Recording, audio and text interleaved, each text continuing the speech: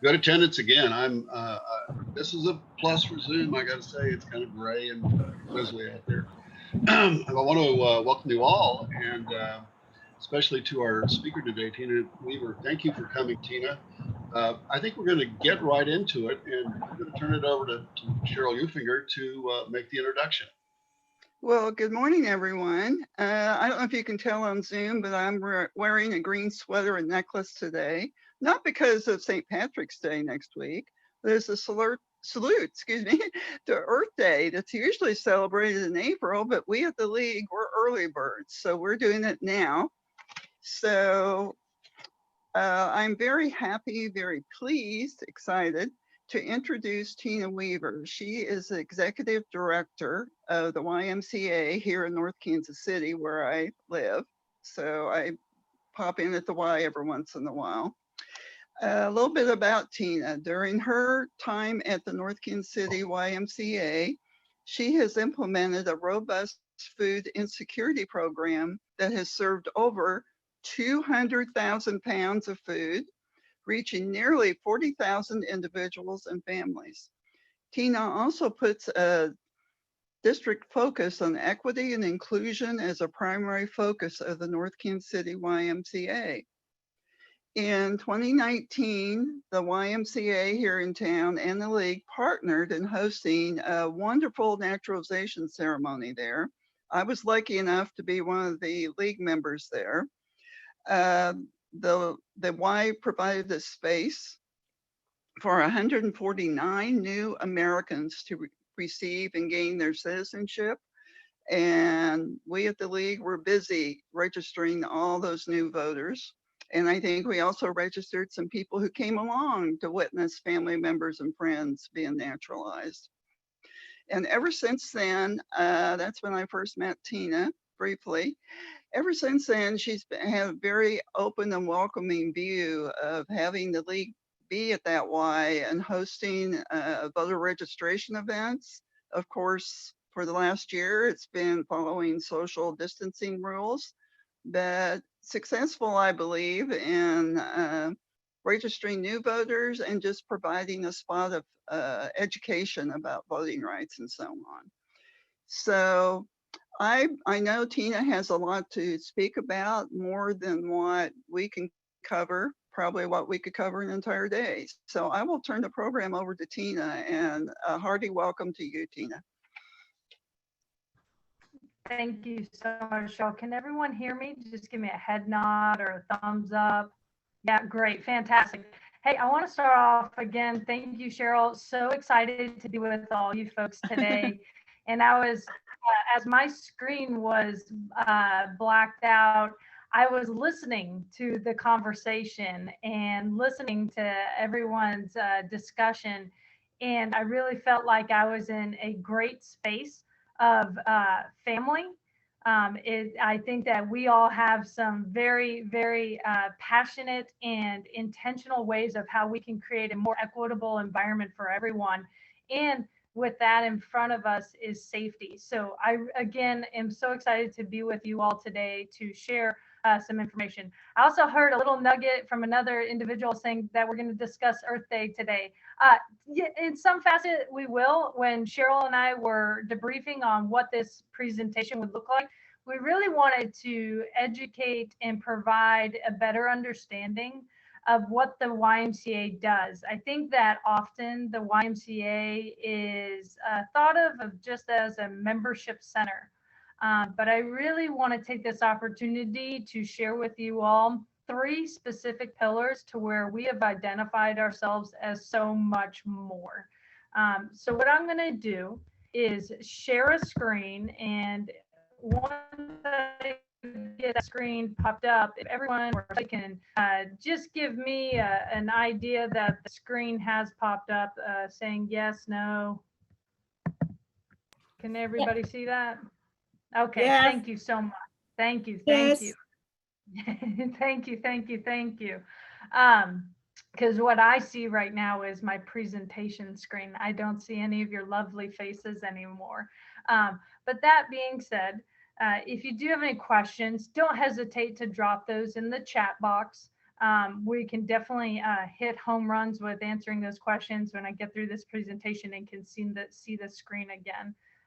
But thank you again, and let's get on this journey. So the YMCA, I again emphasize, is so much more. If we think about the challenges that have been put into place over the past year, it's so alarming for us to even think that an equitable environment is feasible. So for us at the North Kansas City YMCA, we're positioning ourselves so that we can provide equitable resourcing to our community members that are marginalized or minority groups so that they can thrive a little bit better. We understand that suicide prevention starts with having food and having a place where you can lay your head at night. And the YMCA is stepping in because today we understand that 1 in 4 individuals do not know where their next meal is coming from our children. 25% of our children don't know where their next meal is going to come from. So the YMCA has put a distinct focus on addressing food insecurity, and we'll go into that a little bit more detail. We also understand that our children don't all have adequate access to technology. And that has been proven critical to seeing and how we're addressing the education gap that continues to grow since the pandemic. I want to just share with you, all of these focuses were in place prior to the pandemic, but it has been put on an accelerated rate since the pandemic. Also, we understand that our new Americans or our immigrant and refugee communities are in our communities of color have been disproportionately put in the hardest positions and how they can survive through this past year and moving forward. At the YMCA, we are a new American Welcome Center, and we put intent focus on making sure we provide resources to our new Americans. So we're going to talk about those 3 items today on this journey. And again, I'll definitely open it up for some discussion as we get towards the end. Don't feel free to interrupt me if something trips out, because again, all I see is my presentation screen at this time. So taking it back a couple of years ago, we identified that here at the North Kansas City that 21% of our membership base was food insecure. And we knew that we had to be able to help on that health and wellness journey of providing adequate, healthy choices back to our community. And thus, we introduced the Marketplace Outreach Pantry. This is a space that is at the immediate front of our YMCA, and it provides healthy food choices to anyone in our community. We know that if a person asks, they are a person in need. And we will not hesitate. If you ask, you will be served. And we are so excited to, again, put that focus around healthy food choices. We're not trying to perpetuate the clinical challenges that continue in our disenfranchised populations. We want to work towards a healthier forward and providing fresh fruits and vegetables and grains and beans and things of that nature can really assist in an individual's food insecurity, but healthy food choice insecurity as well. This spot opened up in 2018. And when you look at this picture, I hope you can see the vibrancy of what we're trying to establish. We took away the idea of the stigmatization of what a food pantry looks like, and we wanted to destigmatize that. It's very bright, it's very welcoming, and we partner with the Easter Seals of Kansas City to volunteer and run this space daily, Monday through Friday from 10 a.m. to 2 p.m. It just reopened this past week because we had to change some things. But while we changed some things over the past year, we put a lot of focus on how we could become our own supplier of healthy food choices. We partner with various agencies like harvesters and after the harvest to gain the products that we're able to distribute to those that are in need. Unfortunately, we don't always have the pick of the choice with healthy food choices.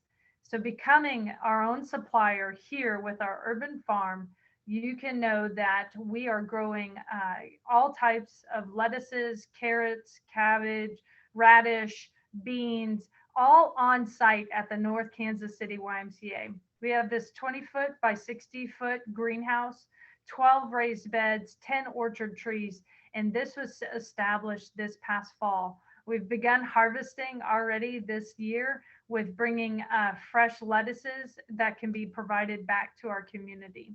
Now, we understand that our communities don't always respond to those healthy choices because there's at times a lack of education.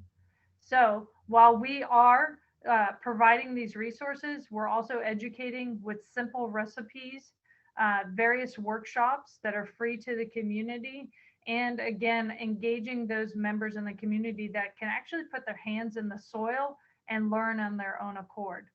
Now, while today is an educational piece around Earth Day, while you look at this urban farm and that greenhouse in particular, we've begun how we can keep the lowest carbon footprint possible. So we've established a water catchment system that feeds rainwater to be the irrigation necessary for all of our crop growing on site. This was just established over the past couple of weeks with some interns and volunteers, and we're really excited to see that next step happening. Also, we use solar panels to help create lighting and as well some power the irrigation system itself.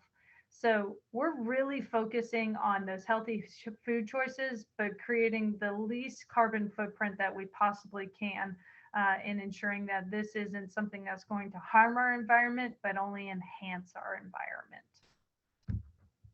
Here's a couple of pictures of what it looks like and some things that we've harvested and worked through.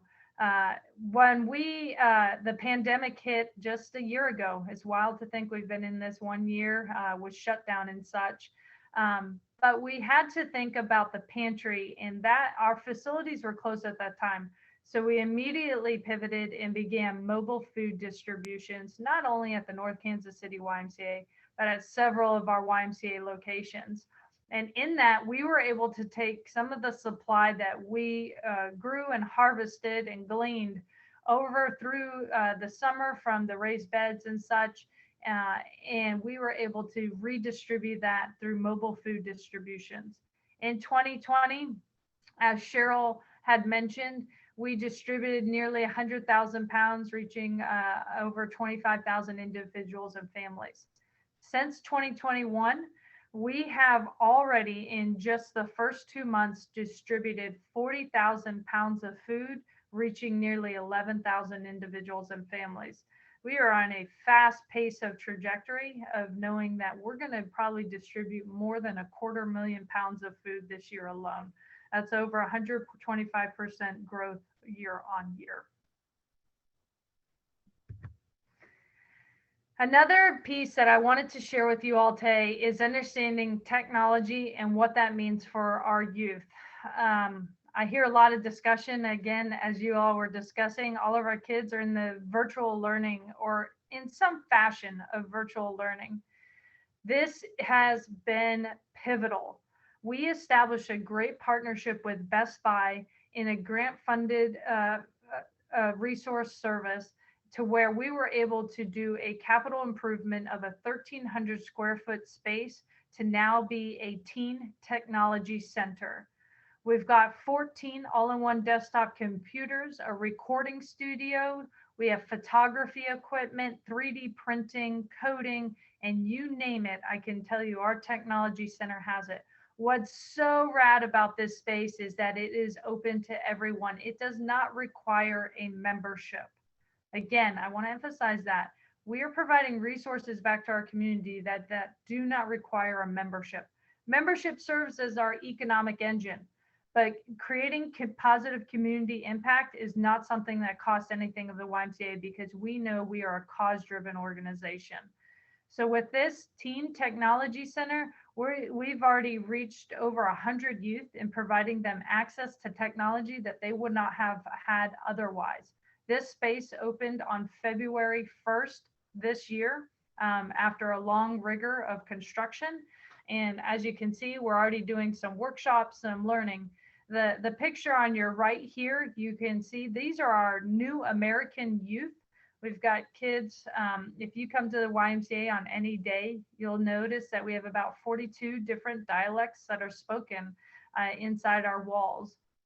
So we created a youth immigrant roots program. These youth are learning about their heritage, their cultures.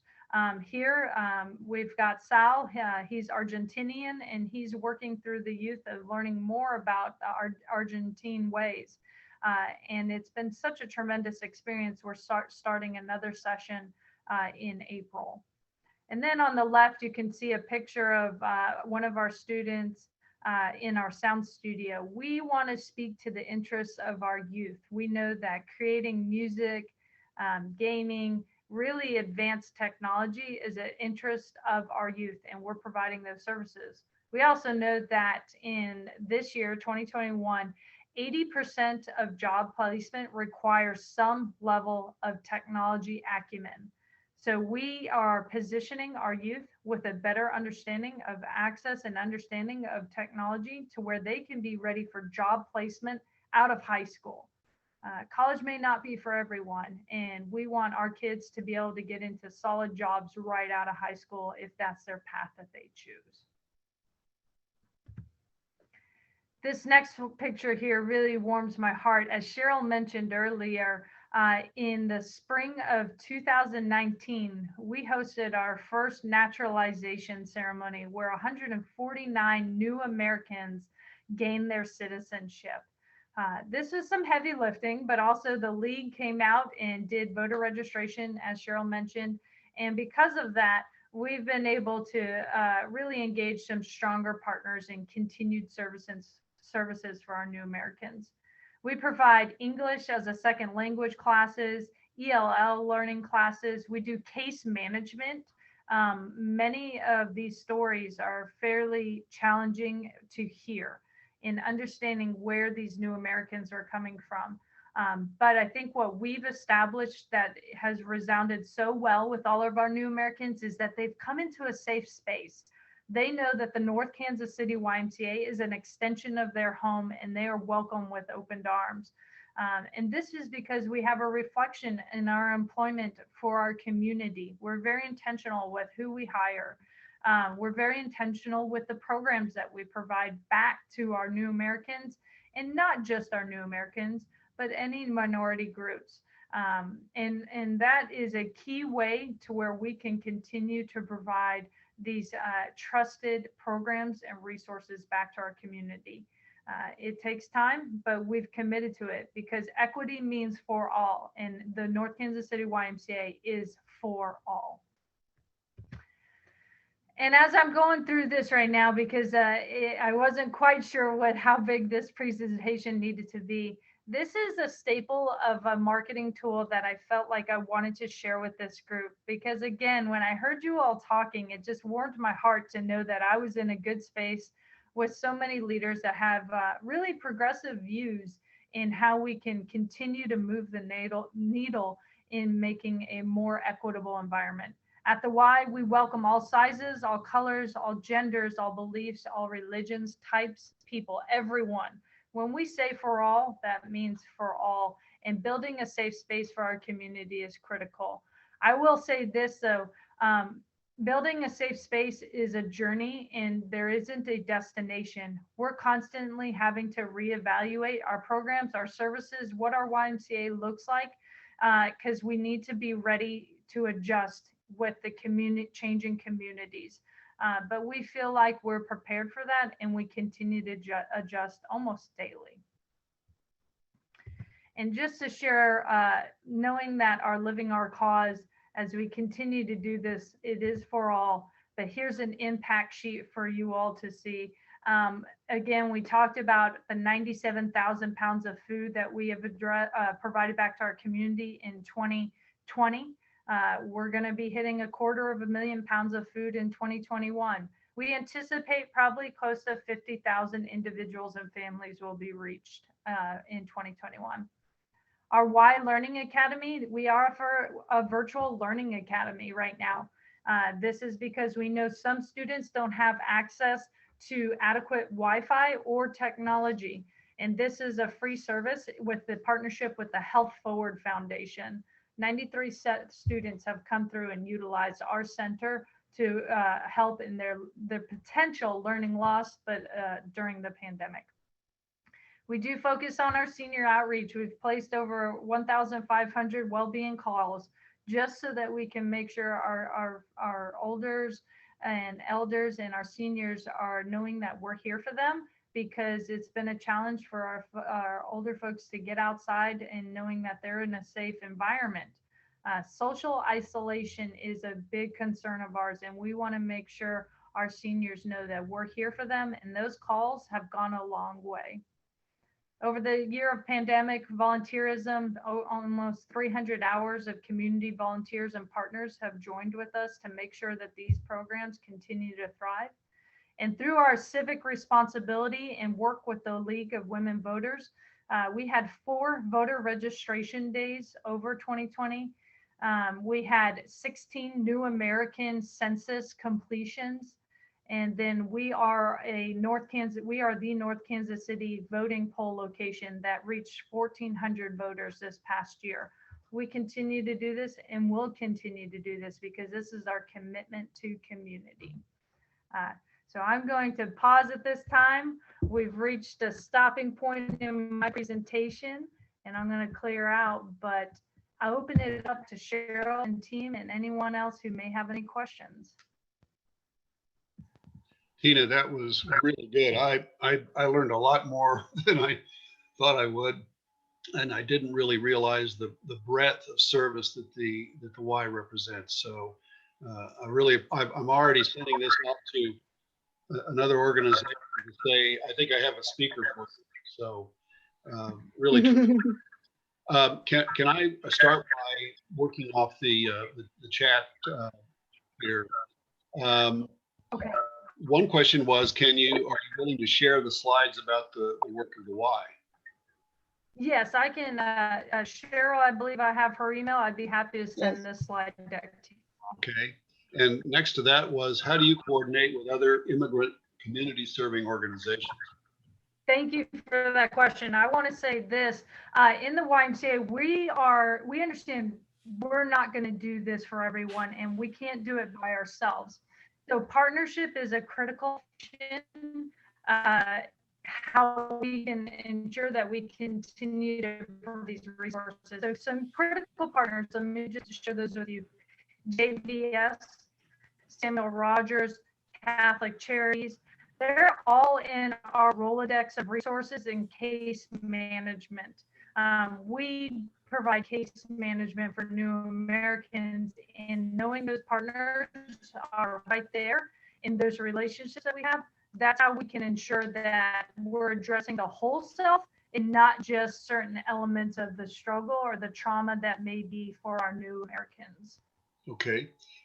Another question, are there any transportation resources for teens or new Americans? How do people who live south of the river get there? Yeah, great question. What's so really rad about the North Kansas City YMCA, we're on a bus route. Our transportation services drop right outside of the YMCA. So it is easy accessible by that means.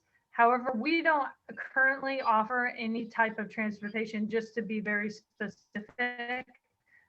That's unfortunately not a resource we have at this time. It is something that we are looking into because we understand access isn't always feasible for folks to get here, even if the bus route runs outside.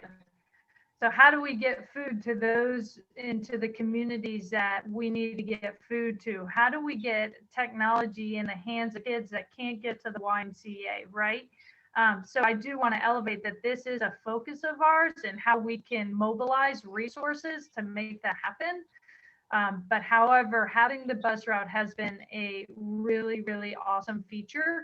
And what you'll see is around 4 o'clock, the bus route comes by and you can see folks getting off of the bus around 4 p.m. and they're coming inside the YMCA. It's just kind of that flow and that time of the day when we know that that resource is available or is being utilized. That the series of questions you pose ties in with this one. How do you determine the level of food insecurity in the community? Yeah, thank you. We do an assessment survey with our membership base. Anyone that signs up for what we call is care meetings, we're able to do some pre and post surveys with them. So that's through the membership, but we also do surveys of all of our program participants. Again, this is part of our case management. So we don't want to make an assumptions, but this is our indicators of how we can continue to address this. And pre and post surveys through programs and through care surveys with new members has provided the data sets that I shared with you all today of identifying that 21% prior to the pandemic were food insecure in our services. Okay, these two questions are kind of tied together as well. How many Ys are there in Missouri, and are they all doing some of the same things? And is this a commitment to the entire YMCA organization? Yeah, so I would say, let me answer the second question first. This is a commitment of the YMCA of Greater Kansas City and YMCA of the USA. I have a distinct pleasure of serving as the national chair of the LGBTQ plus resource network with YUSA.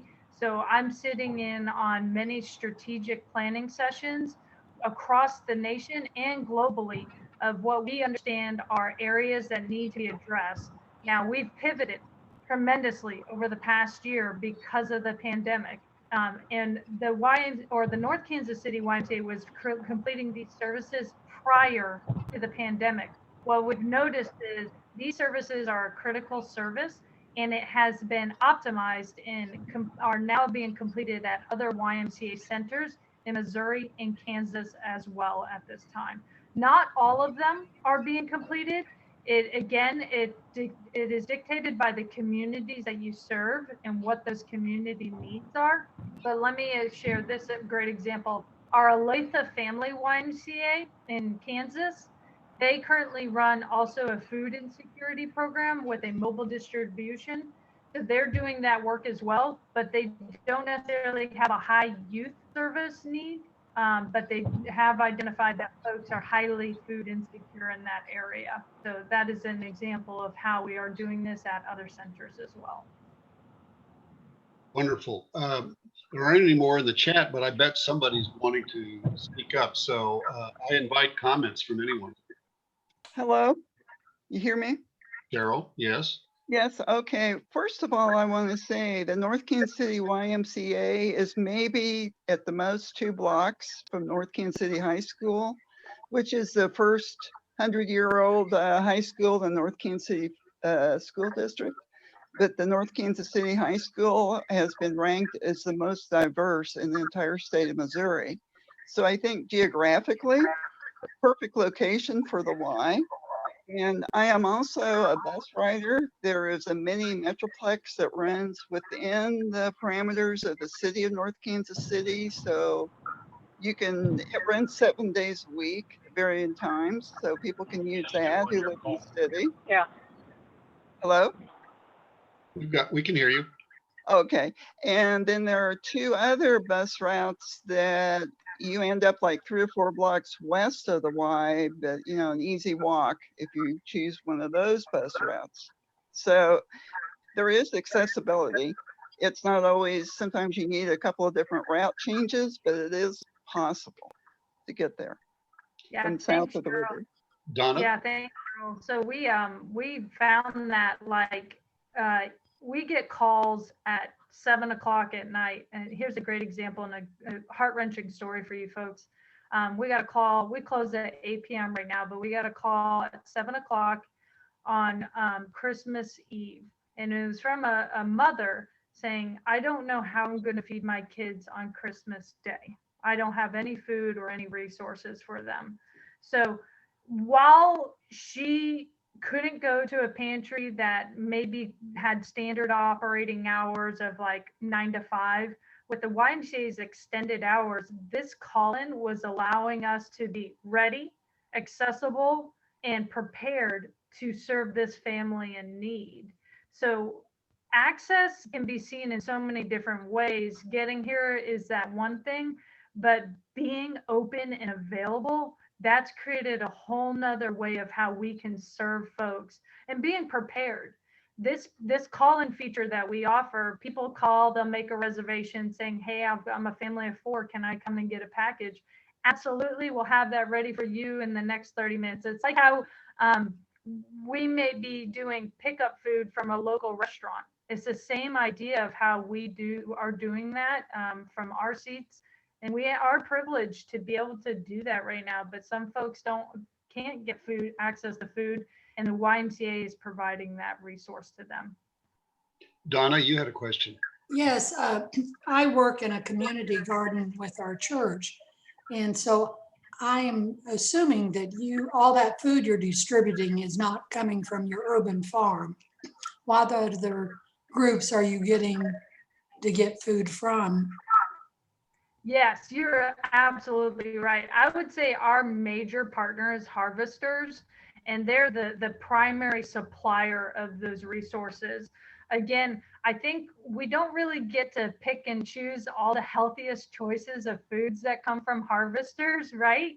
Yeah, I see you shaking your head. You understand. Yep. So for us to become our own supplier, that has been really key. And what you saw in those pictures is stage 1. We do anticipate doubling, tripling our beds, having 50 orchard trees. Imagine apple picking on a YMCA campus here in the very near future. But we look at it as we need to be multifaceted in how we get our supplies, because they can go quick. We also work with the Farmers to Families food box program. So there's a multitude of different resources where we're able to access food distribution. And do you have a steady group of volunteers that actually do the planning and harvesting? Thank you so much. Volunteers? Yeah. So the farm is primarily volunteers. So we have a anti-hunger Vista who leads up a lot of that work. And she's here 40 hours a week, but underneath her, we have 3 Northland CAPS interns. We work with the Easter Seals of Kansas City. Love engaging in all the intersectionality of what this can look like. And then to be very honest, we're always looking for more volunteers, especially on our food distribution days. If you come out here on one of our mobile food distribution days, we've got cars that are backed up to the highway. We're out there for a power 2 hours and constantly moving, putting food resources into the trunks of cars. So it gets quite busy, but we can always use more volunteers, that's for sure. So, Reba, you had a question? Yeah, Tina, first of all, I'm so excited that you're on a national board. You're very articulate, and I just think that you're a perfect person to be on a national board. But my biggest question is, I don't know that much about the YMCA locations. I think a lot of people think it's urban. Do you have any locations in rural Missouri, and what are their needs that you have found to be compared to the urban area? Yeah, so my YMCA is located in our urban core. So that's why we're positioned with certain resources. When we think about urban Missouri, as we head north, more into the Platte and Platte North area, we do have YMCAs over there. On the Kansas side, we do have our Atchison family YMCAs. And we do get a little bit deeper in, again, on the Kansas side, Bonner Springs is another one. Right now, and I'm kind of answering your question in a little bit of a circle, but we will be opening up a new YMCA, hopefully this August or September, right in downtown Kansas City, which is going to have a very robust food insecurity program there, understanding the folks that are without homes and how we can be a better resource to them. But to your question, as far as the rural areas, we do have our YMCAs, and they are beginning this journey of what those resources and those services look like in the rural parts of our areas. Tina, I had a question. Maybe it was somewhat covered in the bio, but what brought you to the Y? How long have you been there? What brought you to this great pivotal position with the Y? Yeah, I actually started my professional career as a collegiate soccer coach. I thought I was going to, coach, be involved in sports for my lifetime. I love athletics, and I still do today. But athletics is a very hard way to continue to make sure you're filling your bucket. You can impact youth, but community is a bit of a hard piece of that. And my family, I needed to put focus on my family. So I adjusted away from collegiate athletics and started my Y career almost 12 years ago in Asheville, North Carolina. Asheville, North Carolina is a small community, a very progressive but small community in Western North Carolina. And in there, I began my career as just a program coordinator. And now fast forward, I've been the executive director here at North Kansas City about 3 years. So as I've been here and working in the YMCA, the biggest question is why? Working in nonprofit is extraordinarily hard. I'm not going to sugarcoat that. My job is probably 20 different hats. Every single day is different. But what keeps me committed to this is my leaders know that they can trust that I'm a results-driven type of teammate. But what keeps me driven is serving our community. And I don't want that to just sound like lip service. Hopefully you heard some things over this call that really exemplifies what serving community looks like. Prior to my time here at North Kansas City, the YMCA did none of these services. And I am very proud in the leadership that I've been able to provide in knowing that we have to focus on our children. If we invest in our kids will invest back in us. I believe that. Cory Booker says that. If we invest in our kids, they will invest back in us. And I want our youth to thrive. And right now, we see 300% increase in suicide rates in our children. That destroys my soul to where I need to know where I'm building safe spaces for them. If they're hungry, I can provide them a quick snack or meal. If they need help with homework, they know that the YMCA is there for them. It's really a ripple effect. So why I stay with the YMCA is truly because of the community impact. I love having members. I love serving our members. It is our economic engine, but at the root of the YMCA, for all in service, I'm committed to that, and I will be for a lifetime in whatever community service that I am involved in. You know, you sound like an ideal league member to me. Just saying. Yeah. Well, The words out of my mouth. when you all were talking earlier, I was just like, wow, this is a good space. These folks are talking my language. I really enjoy what I'm hearing here. This couldn't be a better recruitment opportunity, I don't think. We'd love to have you. I'm not kidding. But you think about it, lwbkc.org, there's a place to right there. So we have a little bit more time. Anybody questions? Laura. Yeah, to that end,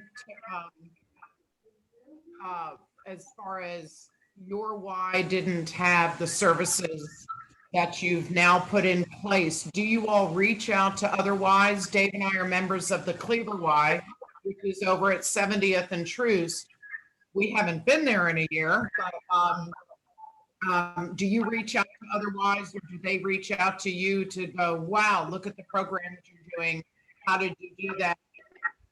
We're just wondering, our Y, we know, does a day of service on Martin Luther King Day. They also have an outdoor garden.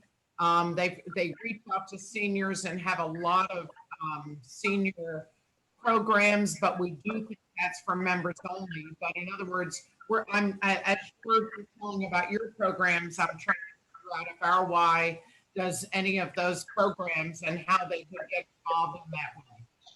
Yeah. So one, and I want to again, I think this pandemic has really put a reality focus on the YMCA, right?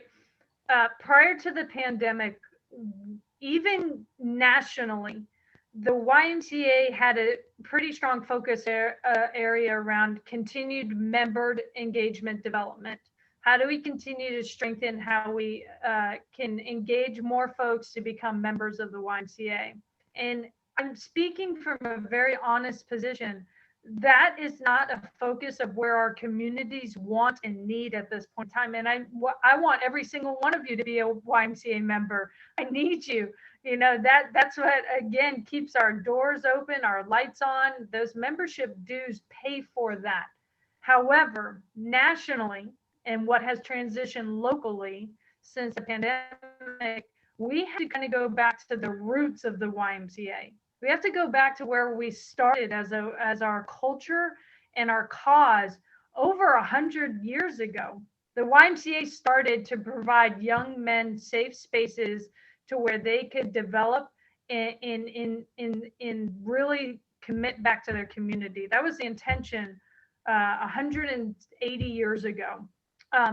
We're kind of playing that card now where here locally, you mentioned Cleaver.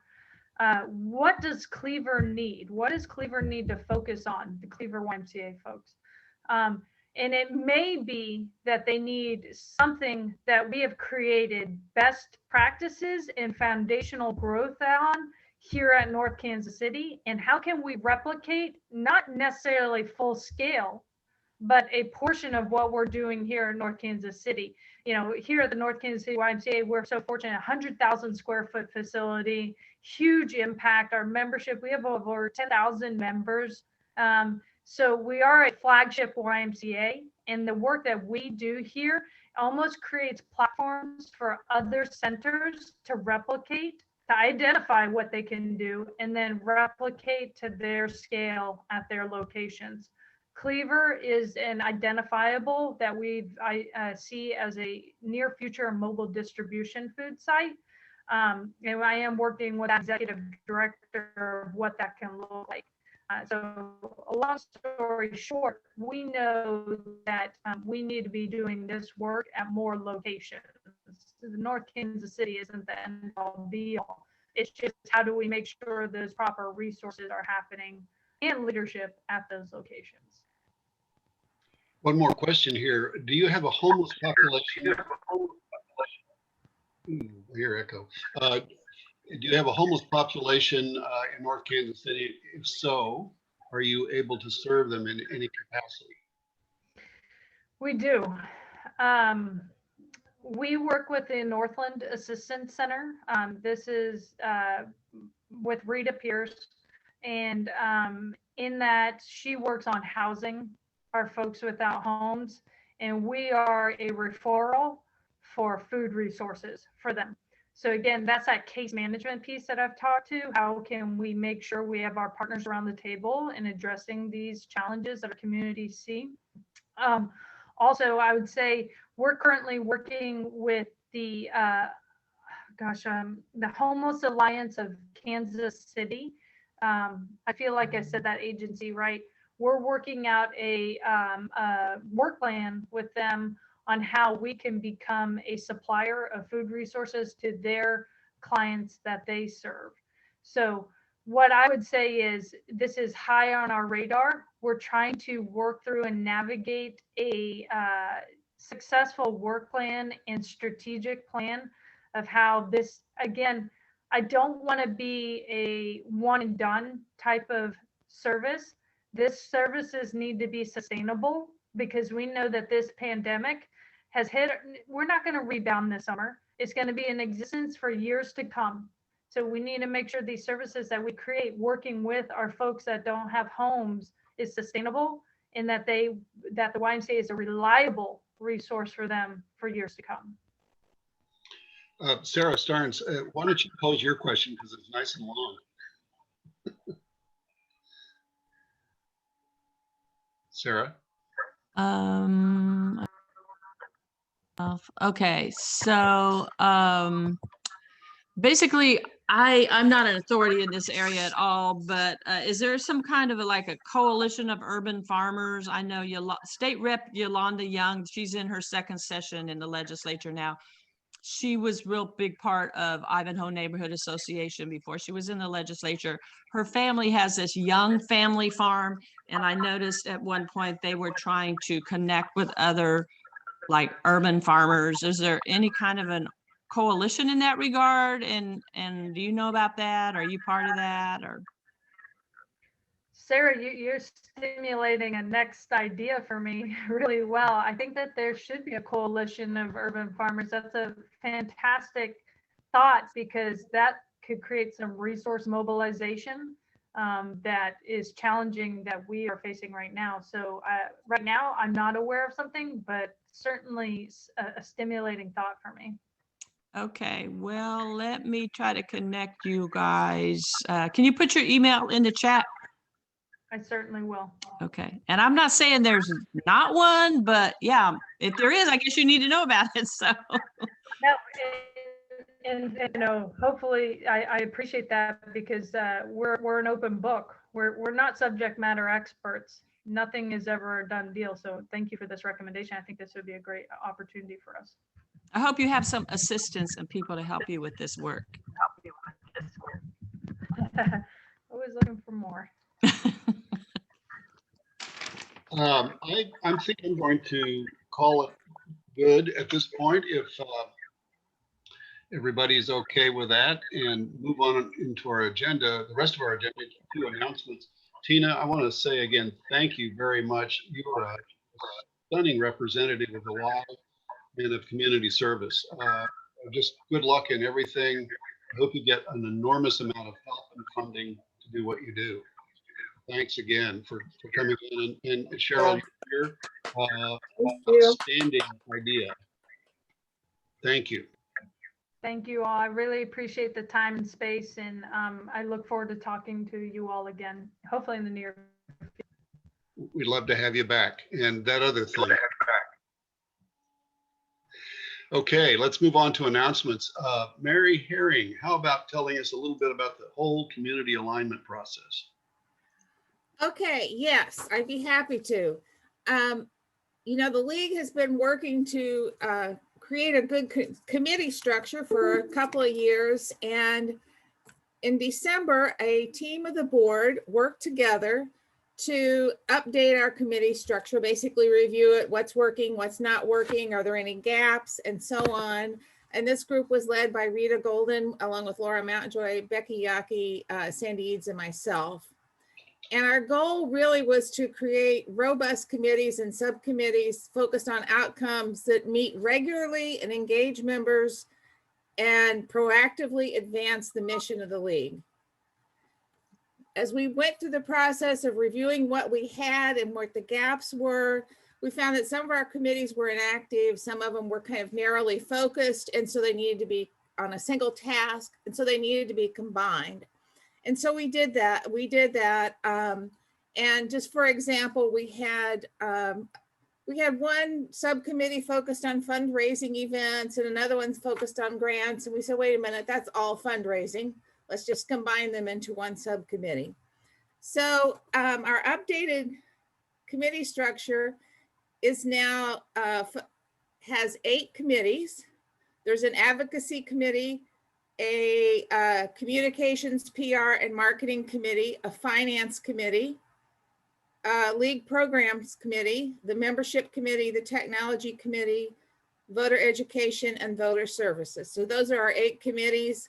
Within those 8 committees, there are 25 subcommittees.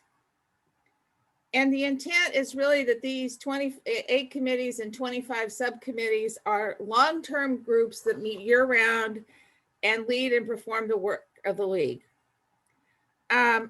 So that's where our structure, you know, from time to time, there will be short-term ad hoc committees, and those will generally be pulled from these existing committees. And we've had some of those recently. We've had a communications pipeline team and this meeting for a couple of months and so on. But these committees that you'll see on the website are our standard, you know, what we call standing committees. So we invite everyone to get involved in these committees and join a committee. Right now, I'm logged in on the screen as Carrie Cat, and just to show you how easy it is to join a committee, you just have to log in, go to the home page, and on the home page, you just click the word committees on the menu, and it takes you to all these different committees. And if you find one, read the description. If you find one that you want to join, it's very easy to join a committee.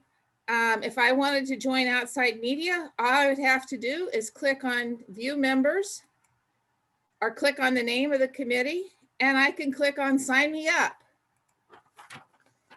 And now Carrie Cat is a member of the outside media team. So it's really easy. So if you're interested in joining any of these committees, we would love to have you join some of these committees that you'd like to work on.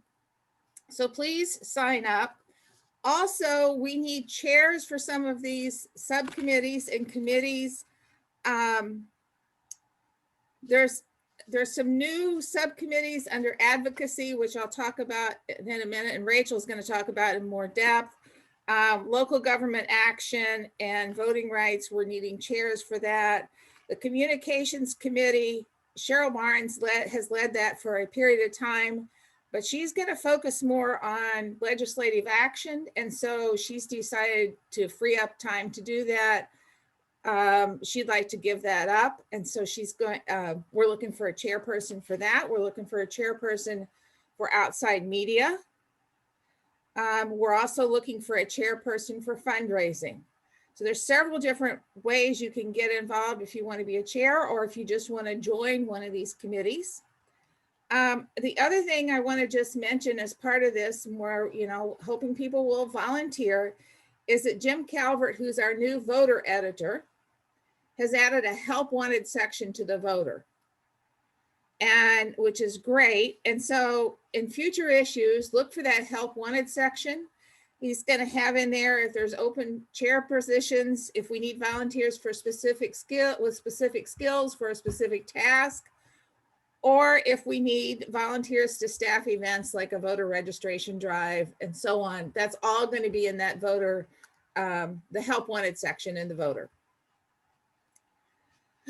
Okay, so one of the things, a big thing that we identified as we went through this process of looking at our committees and saying, what's working well, what's not, what are the gaps, is that, and as we all know, voting rights have been under attack, and we have some challenges in that maybe we haven't focused as much on advocacy as we could have. So one of the things we have added is a new advocacy committee that brings together all the different groups focused on subcommittees focused on advocacy. And this is really important because, as I said, voting rights have been under attack. Many of us saw the movie Rigged, all about voter suppression and their voter suppression playbook. And so that kind of led us to say, where is our playbook? And so our advocacy committee is going to be tasked with figuring out what's our playbook and how do we better support the mission of the League of empowering voters and defending democracy. And this committee is going to be chaired by Rachel Thompson, has graciously volunteered to chair the committee. And so I'm going to turn it over now to Rachel, and she can tell you all about the new advocacy committee. Thank you very much. Okay, I am going to go ahead and share my screen. So I'm here to give just kind of a brief intro on the Advocacy Committee. Let's get going. So for those of you who don't know me, my name is Rachel. I've been bouncing around the league for about a year now, a little over. And my plan today is to not threaten you into joining the league Advocacy Committee, as this picture may suggest, but to ask you to come please join.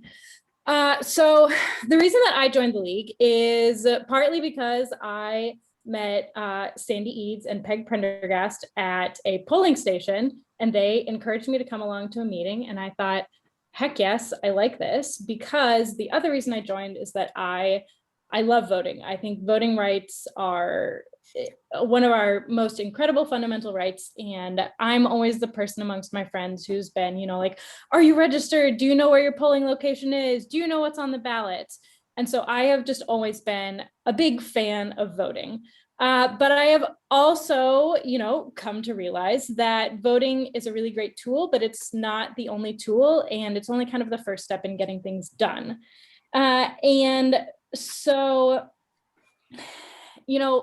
as long as we've got special interests who are backed by people with deep pockets and just really political agendas, we are going to have to fight really hard to get the issues that the league proudly supports, defended.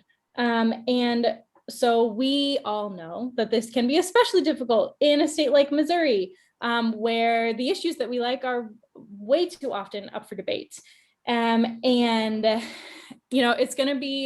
It's going to be a really long time before I forget all of the hard work that went into getting Clean Missouri passed, with, getting signatures to get it on the ballot, to drumming up support, to getting it passed. And then I think it's going to be even longer before I forget how kind of the will of just a few politicians wiped away the will of the people in a very short time. And so I'm here to ask you to come take the step beyond voting and really put your energy into advocating for our positions. So you'll remember in January, we voted for our local priorities. And so the 5 priorities that got the most votes are now our priority issues subcommittees. We've got voting rights and protection, redistricting, campaign finance reform, social justice, and the national popular vote. And each of these subcommittees is working on tracking legislation, following where issues might be coming up either at the local, the state level most often, and sometimes at the national level, since, these things are happening in a number of places. And when they identify issues that we need to act on as a league, within their own committees, they might start developing plans for how to advocate for those, or they will bring it over to one of these action committees. So our Legislative Action Committee is really active right now. And this is also where you can come bring issues if they're not one of our top 5 priority issues. We know that we all care about more things than just this. And we want to be able to advocate for all of them, assuming, of course, the league has a position on it. So we have our Legislative Action Committee, which helps really develop and work on implementing plans for action. And that includes oftentimes, just contacting your representatives, but it might be turned into bigger things like events or partnering with other organizations to really amplify our voices. Also on our action committees, we have the Observer Corps, and they are watching entities at the local level to make sure both that they are being transparent and following sunlight laws. And then also, if something comes up at one of these meetings that we as a league need to know about it, they notify us about that, so we can act on that. And then we have our fantastic studies group, which, if there's something that we feel that the league should advocate for, but we don't have a position on it yet, we will have to study it. And Sandy, once I'm done, is going to kind of introduce you to a new form that we've got for making that happen. So what I am asking you to do is to take a look at all of these subcommittees. If there's a particular issue that you remember voting for in January, go ahead and sign up for that committee. Help us out tracking legislation, or even just being prepared to contact your representative, because that's really where we need the most help. And so we're developing what's going to be a very simple template that you can receive to help us take action and make our voices heard.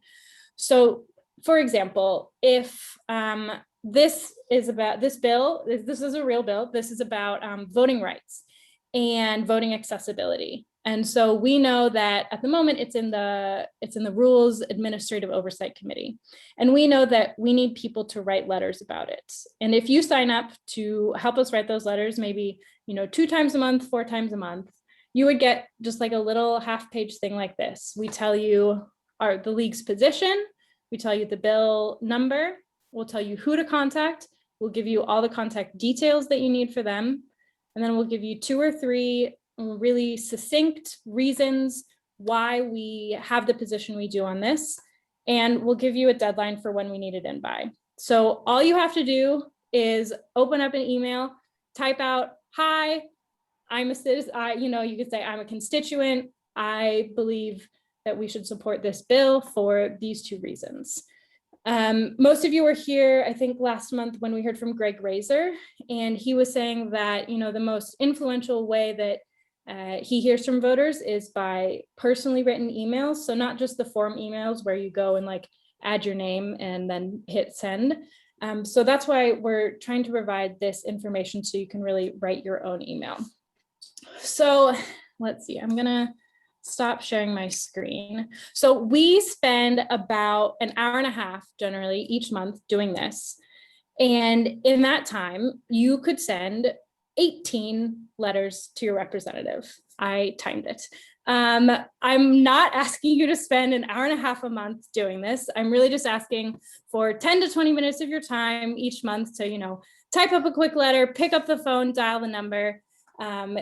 We give you all of the information that you need. So if that is something that you would be willing to do, we're working on setting up a system for how to best, contact people. We don't want you to be inundated with emails every day of the week, because that gets annoying. I know from personal experience. So for now, if that is something that you are willing to help us with, you can put your name in the chat on Zoom. You can also email me. My advocacy email address is advocacy@lwvkc.org. Make sure you add the KC, otherwise you'll be emailing Demetrius at the national level, and I think he's very nice, but he will be less able to help you. And yeah, if you are willing to help us, we would absolutely love that. You'll probably be hearing more from us about how to get involved that way, but yeah, go check out our new subcommittees. They're all fantastic. All of our subcommittee chairs are great, and we would love for you to be involved. Thank you very much. Thank you, Rachel. Why don't you go ahead and share the studies form? And For sure. Is that big enough? maybe a little bit bigger. I don't know. Well, this is good enough. Here's what we're doing. And Alice Kitchen, the queen of all studies, along with Cheryl and others, has agreed to chair this committee and to do 2 things. One, to help review studies that come in and kind of get them vetted for the board, and also to make suggestions on studies she thinks are relevant and need to occur, and to try to recruit people to chair those. One of the things we thought we might do is just to get anybody seeking to do a study to fill out a 1-page form that just gives us a basic summary of the intent, who's involved, and some of this pertinent information. Not trying to be onerous or too heavy about it, but just organize what the study forecasts to do and who's involved, so we can look at it as a board, maybe ask a few questions, and away they go. So it's really very simple. That's the intent. Alice, I'd invite you to add anything that I've left out on this.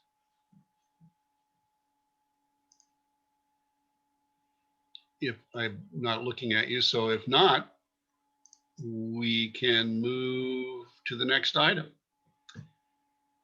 Mary Lindsay will tell us a little bit about redistricting, one of those priorities that, You know what, real quick, Sandy, where do we find that form? Is that on our website? it's not yet, but Okay. it will be. Right now, it's a little bit of a draft. A couple of us made a few comments too, but I think it's in good enough shape now that we can go ahead and sit it on the website so that people can use it.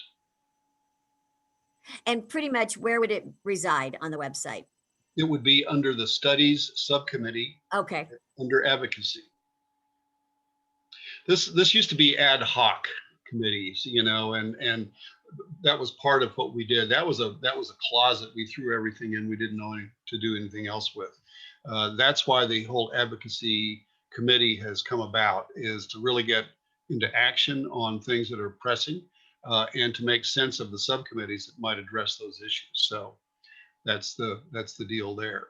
And Sandy, that form right now will end up with all the other forms that we have on the governance page of the website.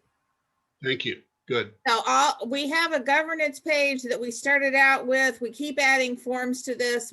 We may end up changing the name of it to something like League Management or something, and maybe even a forms page. It'll be pretty self-explanatory, and it will be under the About Us topic on our main page. But we are creating more and more forms from different committees, lots more policies and things. So we're going to be updating this page as we get more of these kind of forms. And for anybody that's worried about us being bureaucracy, every time I hear about one of these things, it seems to me it helps facilitate communication and focus on the activities that we're engaged in. So it may sound like we're getting forms driven, but I think, and this came about in Ann's Communications Pipeline Committee, about how to be clearer about what we're doing and give people an opportunity to know what to say or do when they're approaching a topic. So all of this is try to make our work a little easier. Mary, will that form have a reference on the Studies Subcommittee location so that they know to go from one place to the next? Maybe. We can add that in the description of the studies. Perfect. Okay, Mary, I'm sorry. Sandy, let me just add a couple things. One, they can always call me and discuss it with me. I think that it comes out of an realization that we have some incredibly talented league members that are willing to dig in and do research. And that's evident by the TIF study that we did and the housing one, and now the paid leave. The paid leave is going to be multi-year study. So they all have different widths and breadths and commitment, but when you are interested in a particular topic and you've sorted it out, it's important that you can, shape your ideas. It helped us. We did a timetable for this current one, and every time we turn around, we end up changing it by a year or so. But not to discourage you, I just think that it's you'll need, if you are the one interested, you're going to have to find members to support your ideas. So you can pull your group together and you can ask for, send emails looking for people to join your committee. So we really encourage that. And Sandy, just one thing, at some point on your agenda, would you add the citizen initiative petition task that came before us? And Pat Bartholomew is doing that work. I will do it right now. I'll ask you to do two things and emphasize the point you made about the great talent pool the league represents right now. But could you give us a quick update on where paid leave is and then move into IP? Okay, well, a paid leave, we'll have a full report in the April meeting. So it's the first phase is done and the written paper has been submitted to 3 foundations. So we're at the end of phase 1 and into the phase 2, which is getting more information, and phase 3 is getting it on the ballot. So anyway, the citizen initiative petition, Pat Bartholomew agreed to be our champion for that. And that came about because there are 18 pre-filed bills in the legislature and some are moving rapidly. This is to curtail, cut off the legs of the current citizen initiative process. That is of great danger to us. And so at the state, under Jobs with Justice, there is a coalition of members who are statewide organization leaders, and they meet every Tuesday. And Pat, you want to tell what they're doing?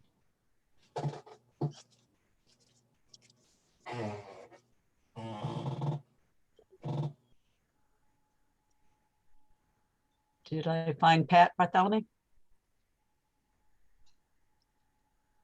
Pat, you're muted. I don't know if I just unmuted myself. I think I did. I can hear you. Yeah, go. Okay, good. Okay, thank you. Yeah, thanks, Alice, for that introduction. I am just actually in the last couple of weeks have started meeting with the IP committee. Richard Van Glan of the Jobs with Justice is emceeing this meeting, and he just put out an email as well as a spreadsheet to basically line up what is actually happening. And Alice is right. There's at least 3 bills that he sees as very critical, and that in fact they are the whole intention. And it is, they decided to go full tilt boogie on basically cutting the legs out from under the citizens initiative process. And so each one of these bills does a certain amount of damage, but some are more critical than others.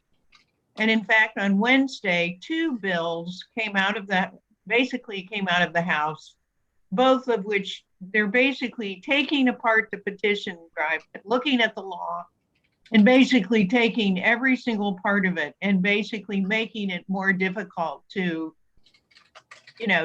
accomplish what we're trying to accomplish.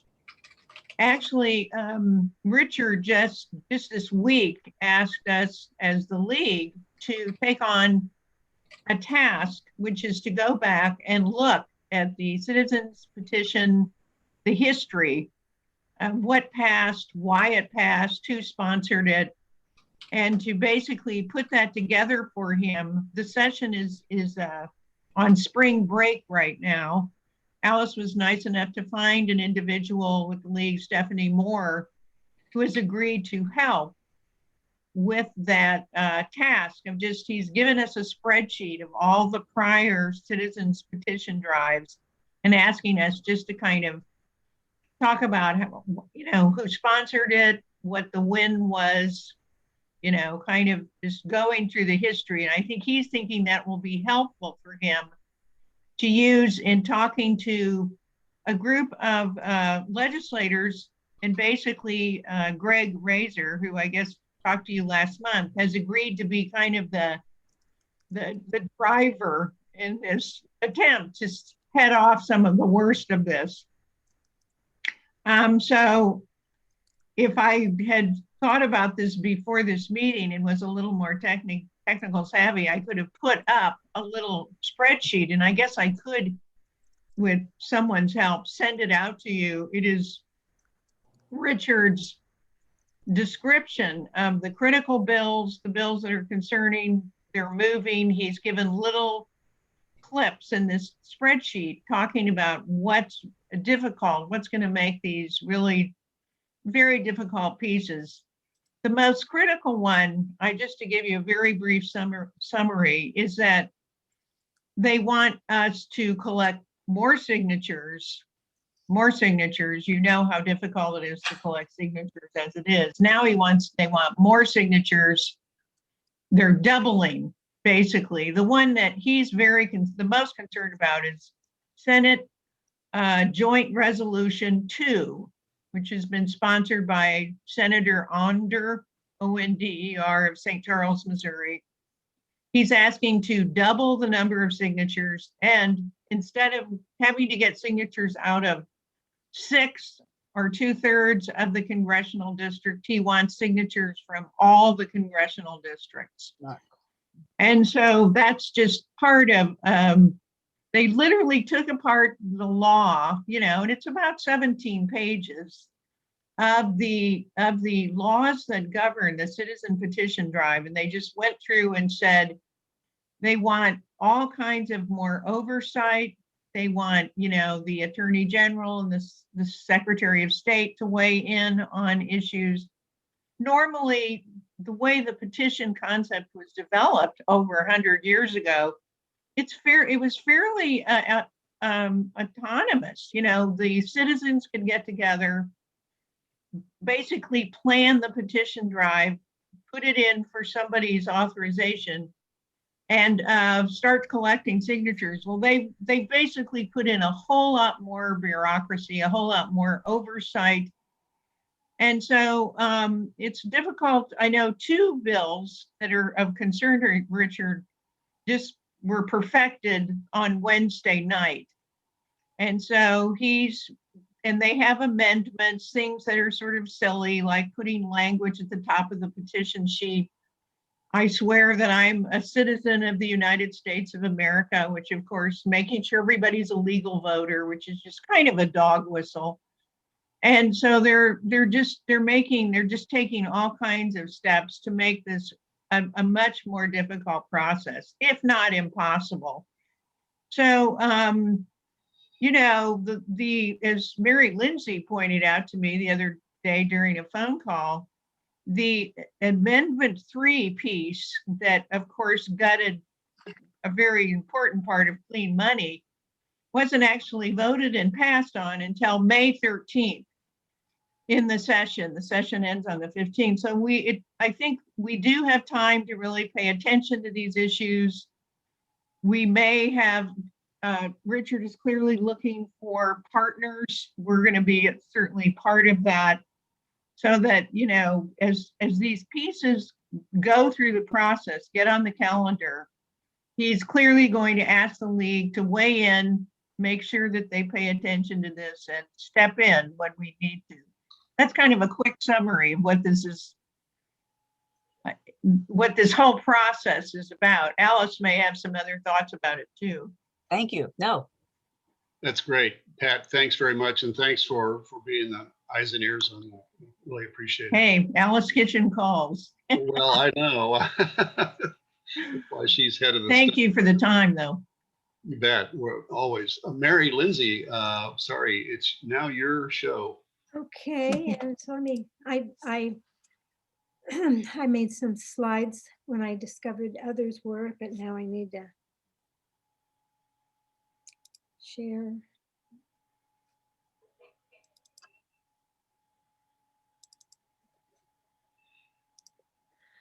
Okay, this slide right here is out of the National Office of the League of Women Voters, because every state in the union is supposed to be working on people-powered fair maps. And it's especially difficult in Missouri because, you know, we've had this head-spinning thing go on in the last few years where, as you know, we passed through initiative petition, of course. We got Clean Missouri on the ballot in 2018, and it passed very well, but it took an immense amount of work and some cost, certainly too, to get it on there.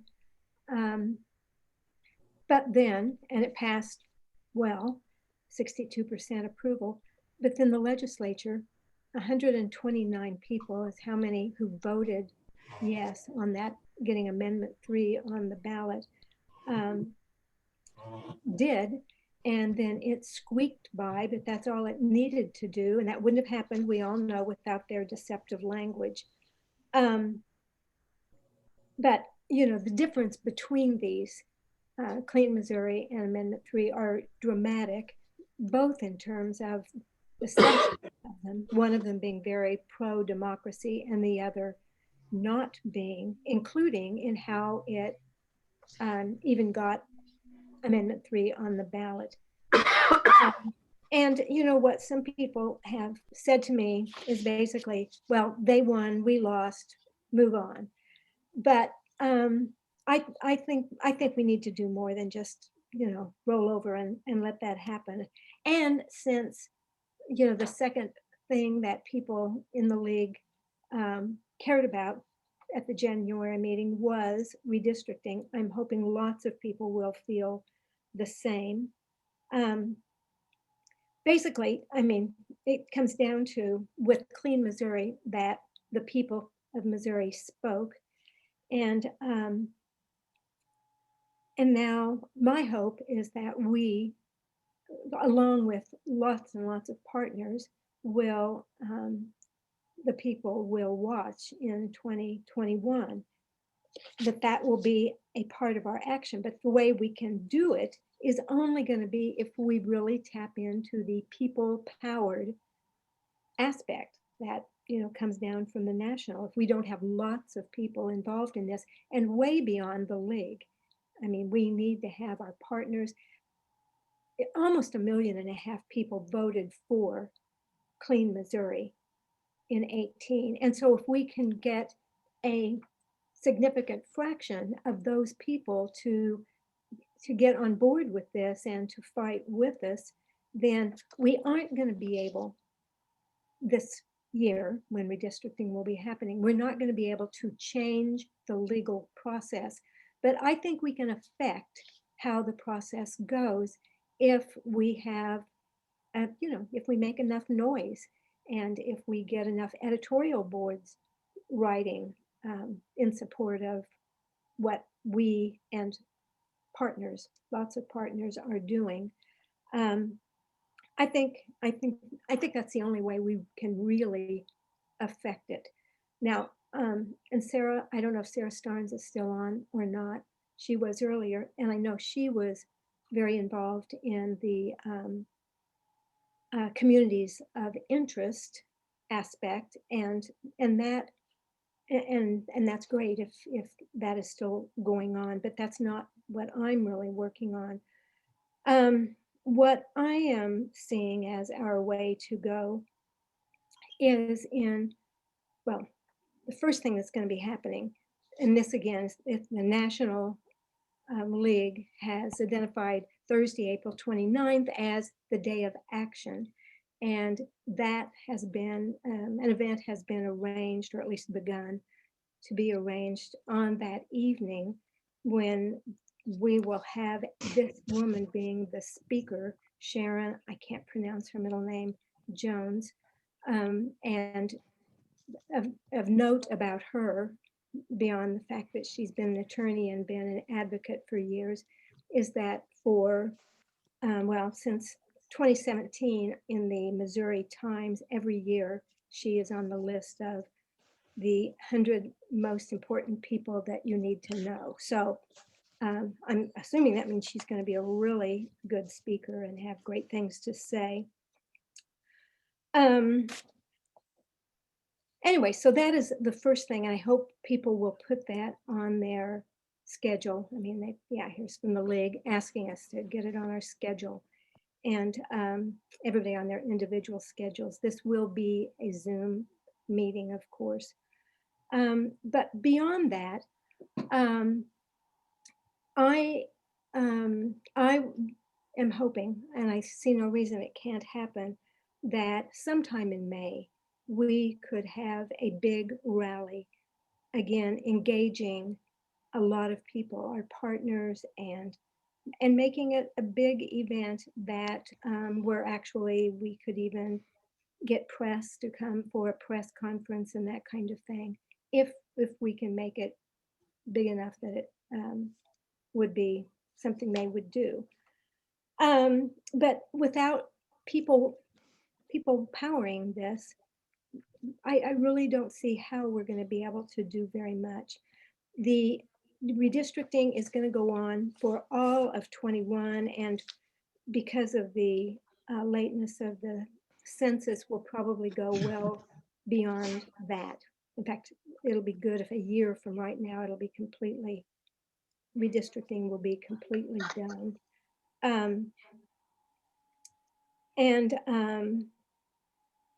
So one of the things, if we really work on this and really engage people, besides hopefully influencing the process so that it will be less likely that we come out with a much worse gerrymandered situation than we already have. The other thing is that this can build up people caring about then after that, that we're going to have to take, I think we're going to have to take another stab, assuming we still have the initiative petition process available to us, that we're going to have to do something again to get a redistricting, as in the Clean Missouri plan that was there. And so to me, that's another reason that it would be great for us to do this. And so, again, we need people power for it to happen. I don't know how many people are still on at this point, but Mary, could I say something? You mentioned me earlier. I couldn't get my, thing. yes, I don't see you, but I hear you. Yeah. So Mary's doing a great job as the local and the state chair of the redistricting committee. And I can't say that I'm super involved in community of interest mapping, but I'm trying to decide if I have enough time to do that. I'll find something I'll put in the chat about how to get on the trainings for that. Mary represents, she's one of the Missouri Voter Protection Coalition people in charge of the redistricting stuff, and she's doing a great job. But the community of interest mapping, I think the theory is that the state House and Senate redistricting commissions, which are bipartisan, in other words, very partisan, they're probably not going to be able to agree on the maps. And so then what happens is that judicial panel that I think the Missouri Supreme Court Justice decides which circuit court judges are going to be on that will draw the maps. And the hope is that that's when the public is going to be able to have input, because they really don't know how to draw maps, and hopefully they'll be interested in some alternative maps presented to them.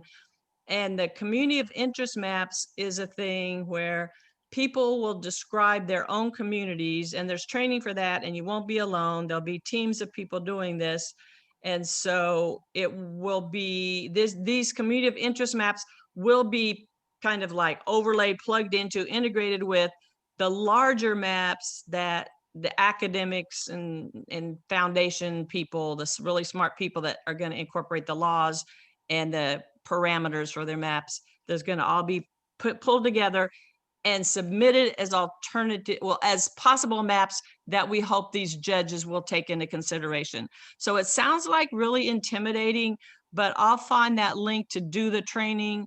And it doesn't have to be perfect. It's not going to be, it'll just be used with this bigger community mapping project. And Sean Sonker-Nicholson, they're working with Tufts, and that's the districtor thing that they're using.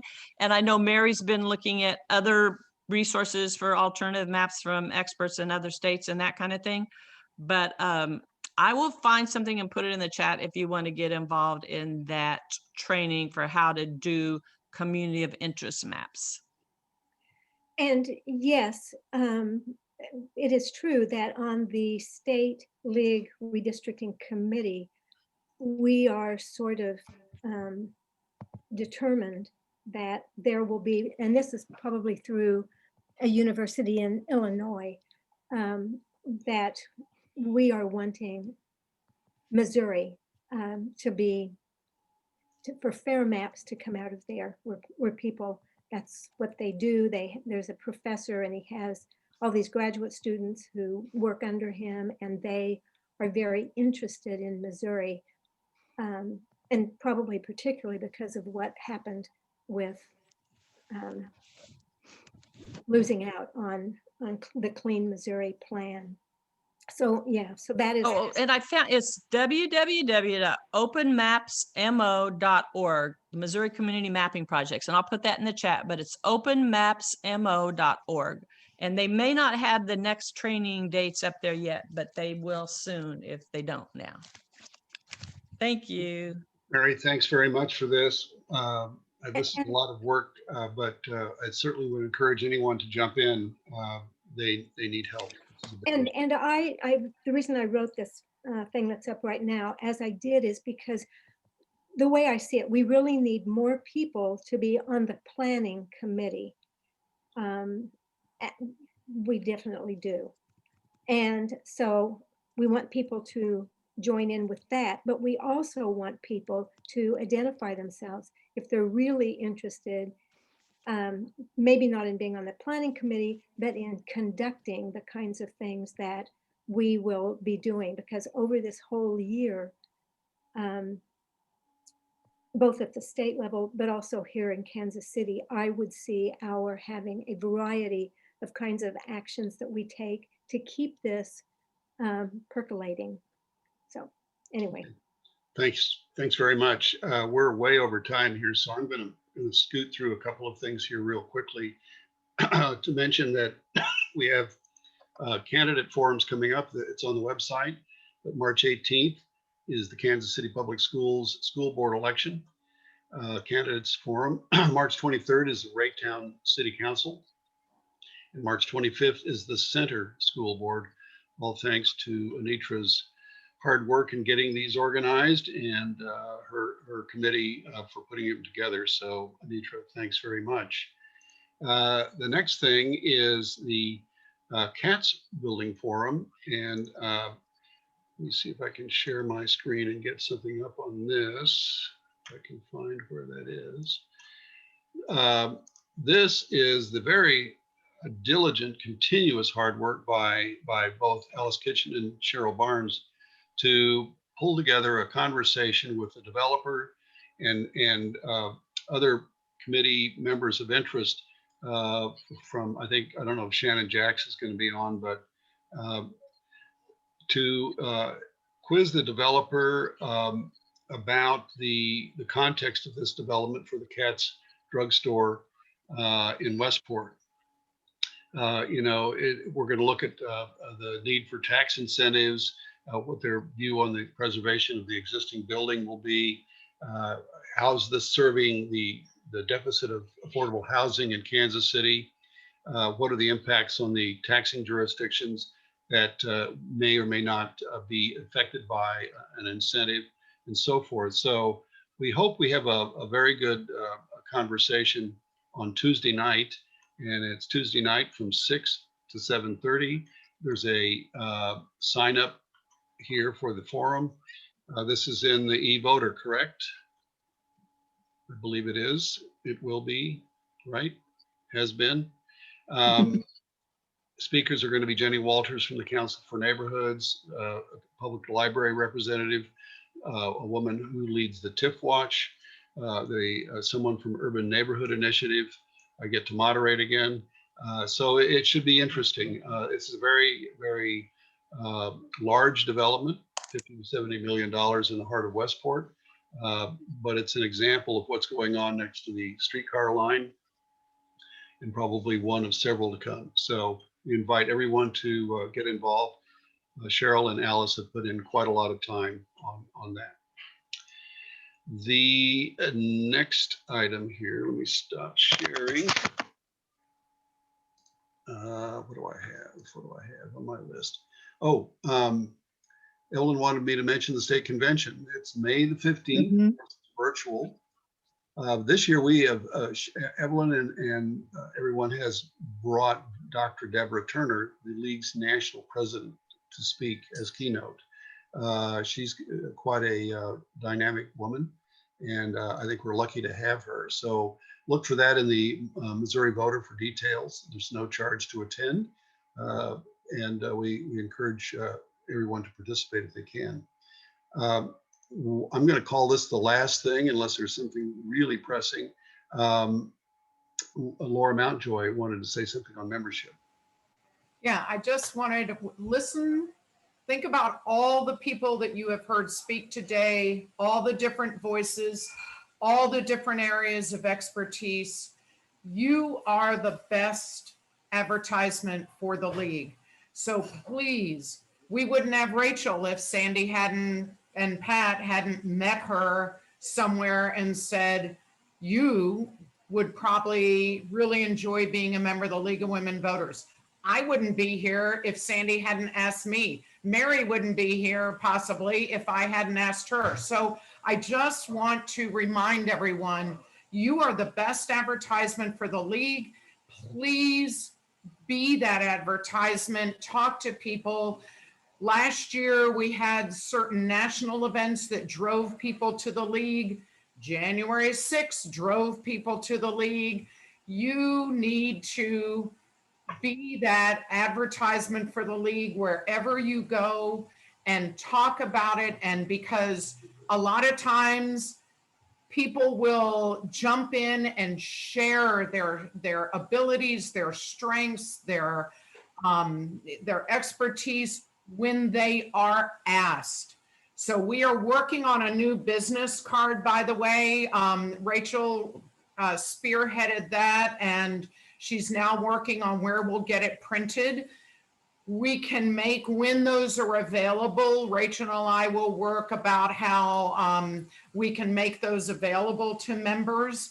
I carry the League business card with me everywhere, and I hand them out with regularity. And so I just want you to remember, you are the best advertisement for the League, and please talk about what the League does and how important it is, and the difference that we make within our country, within our state, within our community, because that's how we pull people in who go, how can I make a difference? What can I do? All right, off my soapbox. Thank you. Sandy, Here. Said like a true membership committee chair. Sandy, Donna, you know I have to say something. of course you do. I have to go back to the state convention, which will be a Zoom meeting. You will be getting more information about that for May 15th. But I am so proud that Kansas City has had members step up. Rita's been working on the state budget committee. Mary Lindsay and Sarah Starnes have worked on the redistricting, and Cheryl Barnes is going to be the resolution committee that day of the convention, and I'm on the awards committee. So, but it takes all of us in working at different levels, and I just say thank you and hope everyone will participate in that Zoom meeting when we get more details. And then I have just a note that I just learned. Laura Elam, who is a member of the League but on the Kansas City Election Board, just had surgery and has been released from the hospital and is going to be recuperating at home for a couple of weeks. So that is information that just an FYI. Thanks, everyone. Thank you, Donna. Cheryl, you've already had a platform, and you're muted, so this is working out. Cheryl Ufinger, you are muted.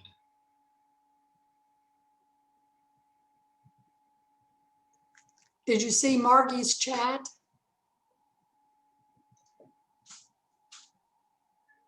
Yes.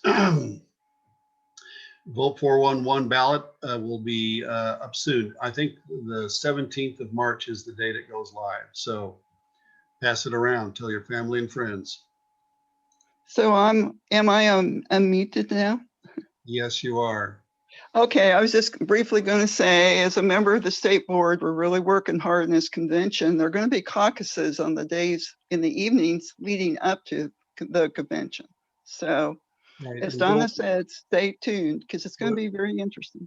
We have some studies that we're putting forth as positions for the state guide to action, and Cheryl or Alice may be leading some of those caucuses to discuss housing and tax increment financing studies. So Kansas City is well represented. All right, I'm going to call time and say we ran long, but we had really good content, and it's all due to you guys and your hard work and super good stuff.